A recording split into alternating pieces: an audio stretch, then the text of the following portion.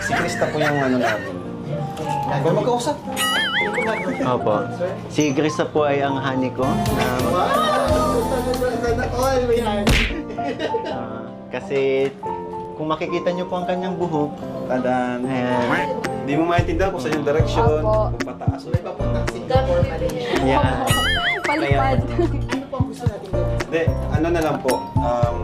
Huwag na lang pong reban kasi bata pa naman siya. Okay po. Treatment lang, Meron po yung kami- pinakamabilis na treatment. Meron kami sir na permanent treatment na non-washable na po siya. Pure organic, milk-based na din po siya. Non-washable, meaning hindi ka na maliligo kahit kailan. Oo nga. Ano po, apagayan niya yung gusto niya yung hairstyle ko eh. Hindi po, hindi po. Bro, ang haba naman ng buhok mo. Haba Gusto po. mong gupitan o wag? Hindi po. What? Yan yung pagupitan. Mas maganda siya sa mabang buhok eh. May naaalala ka lang sa...